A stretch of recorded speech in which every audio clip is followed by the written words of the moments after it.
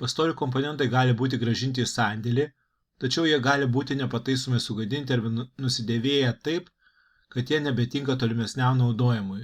Tokiais atvejais formuojamas nurašymo aktas. Taip pat nurašymo aktas gali būti formuojamas ir kitais atvejais, pavyzdžiui, kai grąžinami iš kitos įmonės laikinai subnuomai išsinuomoti pastoliai. Atidarius aktų sąrašo puslapį per kairiojo meniu skiltį Aktai pastolių nuoma, matome mygtukėlį sandėlio plius minus. Paspaudus šį mygtuką atidaromas puslapis paėmavimo, sandėlio papildymo ir nurašymo iš sandėlio aktų operacijos, kuriame šiuo metu yra viena nurašymo akto suformuoto kartu su perdavimu eilutė. Prekių nurašymo aktų formavimas pradedamas per kairiajame meniu esančią įskleidžiamąją skiltį administravimas pasirinkus skiltį minus prekių nurašymas. Atidaromas pastolių komponentų nurašymo akto formavimo puslapis. Šiame puslapyje galime nustatyti akto numerį, datą, pasirinkti nurašomų komponentų kiekius ir atlikus skaičiavimą suformuoti nurašymo aktą. Taip pat iš šio puslapio paspaudus mygtuką sandėlis plius minus galima pereiti į papildymo ir nurašymo akto operacijų sąrašo puslapį. Lauke nurašymo akto numeris programa įveda 1, einamąją dieną nurašymo akto nebuvo, o tuo atveju, jei einamąją dieną nurašymo aktai buvo suformuoti, tai įrašo numerį sekantį po tą dieną didžiausio nurašymo akto numerio. Šį lauką galima redaguoti, tačiau programa patikrina, ar jis nelieka tuščias ir ar jame yra skaičius. Neatitikimo atveju programa sustabdo akto formavimą ir rodo pranešimą su atitinkama informacija. Lauke data programa įveda dabartinę datą. Šį lauką galima redaguoti, tačiau programa patikrina, ar jis nelieka tuščias ir ar jame įvedama data. Programa taip pat patikrina rakto numerio ir datos derinys programoje yra unikalus. Tai yra neleidžia rašyti antro tos pačios dienos ir numerio nurašymo akto. Esant neatitikimas, programa sustabdo akto formavimą ir rodo pranešimą su atitinkama informacija. Lentelės, kurioje pateikiamas visų apskaitoje esančių pastolių komponentų sąrašas stulpelėje nurašyti, reikia pasirinkti pastolių komponentų kiekius, kurie bus nurašyti. Atsidarius puslapį, visų šių stulpelio komponentų nurašytas kiekis nustatomas į 0. Kiekiai pasirenkami iš išskleidžiamojo sąrašo, kuriame yra sveikieji skaičiai nuo 0 iki laisvo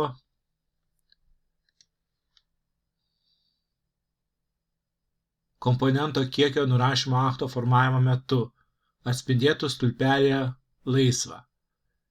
Jei paspaudus mygtuką formuoti dokumentą, visų komponentų kiekius paliekame ties 0, programa sustabdo akto formavimą ir rodo pranešimą su atitinkama informacija. Įvedant kiekius galima naudoti filtrą pagal komponento pavadinimą. Pavyzdžiui, atitinkame langelėje pradedame vesti pavadinimą ir sąraše lieka tik tie komponentai, kurių pavadinimuose yra atitinkamas tekstas. Tokiu būdu po filtravimo įvedame reikiamą komponento kiekį, o tada norėdami matyti kitus komponentus, pašaliname tekstą iš filtro laukelio. Baigę vesti kiekius dar galima peržiūrėti komponentų, kurių kiekiai nėra nuliniai į sąrašą, paspausdami mygtuką peržiūra.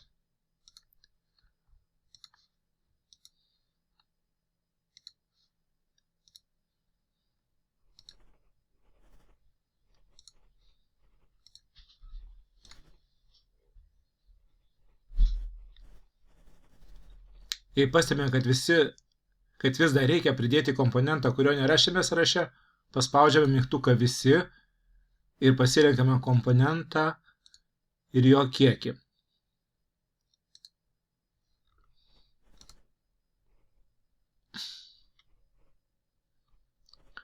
kiekį galima pasirinkti nedidesnį nei laisvų komponentų skaičius.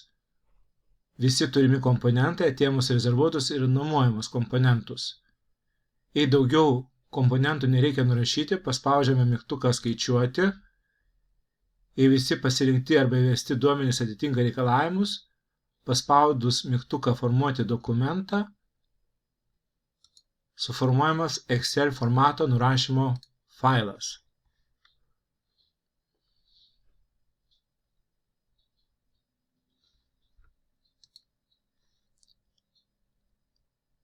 Atidarę gavimo ir nurašymo sąrašą per mygtuką sandėlis plius minus,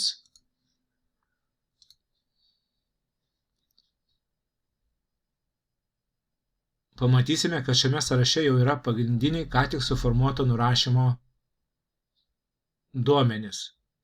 Atidarę pastolių komponentų sąrašą per kairiajame meniu esantį skyrių prekės sandėlyje, matysime, kad atitinkamų komponentų kiekiai stulpeliuose iš viso sandėlyje ir laisva